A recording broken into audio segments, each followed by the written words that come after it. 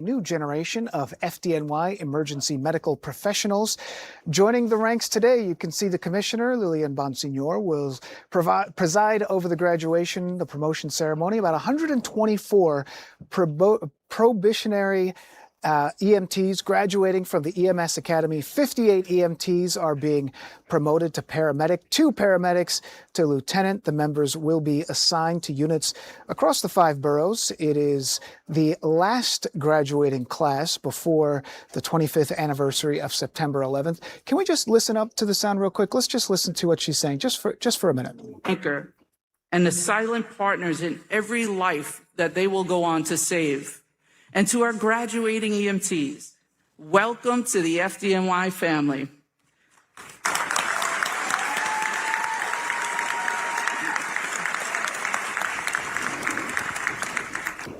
All right, so congratulations to everyone there. And you know what? As we approach 25 years since the September 11th attacks, we're looking at the lasting impact on the families of the first responders who ran toward the danger on that day. So many in the FDNY, Port Authority, NYPD, First Responders Children Foundation, created in the aftermath of 9/11 with the promise to support those families.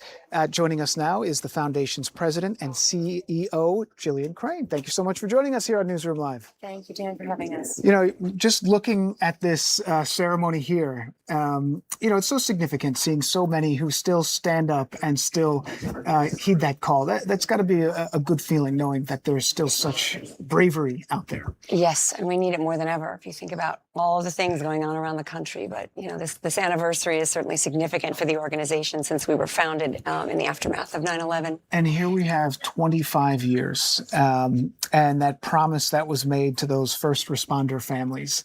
How do you reflect on that? How do you sort of put that in perspective with this anniversary that we now have? I almost hesitate to say anniversary, but just the recognition, the 25th year.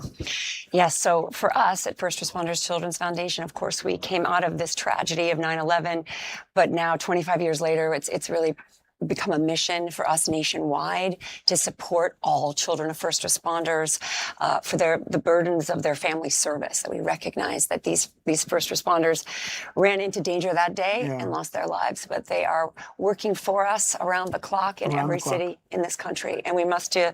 And our job is to our foundation is now here to support those children in all the states. Just so amazing. And tell us a little bit about some of the work that you guys do. I know you have a lot of great programs. Tell us about it. Yes, so actually we just gave out 249 scholarships, over $900,000 in 41 states to children of first responders. But we also have a mental health program for children of first responders, which is the only one like it. It's short-term counseling. We pay grants. We pay for bills for first responders. We just had for example, an EMT in upstate New York who has 3 children. She's a single mom, and she got sick and couldn't work for a while, and they were going to be evicted. We paid those bills, saved her in her home, and now their children are together, and she's back to work.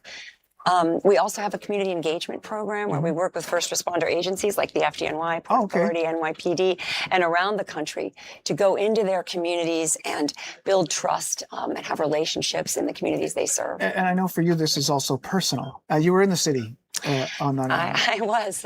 And you saw some of these men and women rushing toward the danger. How did that sort of shape your approach to this work? You know, we all remember, right, where we were on 9/11. I had just come back to do a job. I'm a former actress, and I was doing some work in New York City, and I was just on West Broadway between Duane and Reed, and so I was close, and I just looked out the window and saw all the people running away from the danger and all of the first responders running toward it, and it is indelibly fixed in my mind. Absolutely. And so when I had the opportunity to join this organization and lead it, I said, yes, these are the people who protect us every day. These are the families who serve alongside their first responder parent. And we want to give these new EMTs, right, these new paramedics, these people serving around the country a peace of mind that their children are taken care of. We can even look at that graduation ceremony that's there. And Who wants to get in touch with your organization? Two questions. How many families and kids are you helping right now, and how can we get in touch with your organization? Thank you for asking that question. So 25 years, we've supported 1.6 million children of first responders, but there is so much more work to do. So please come to our website, 1strcf.org, First Responders Children's Foundation, and just get involved with us. Make a donation, big or small, or just volunteer. And also say thank you to a first responder when you see them walking down the street. Thank them for their service and thank their families. Absolutely right. Hope everyone, and we'll make sure we get you guys a YouTube link and we can get it posted and all that, because we know you've expanded beyond scholarships, financial assistance, and here we are. I mean, it's hard to believe we're just a month or so away from this 25th year. So Jillian, thank you very much. With the foundation, the First Responders Children's Foundation.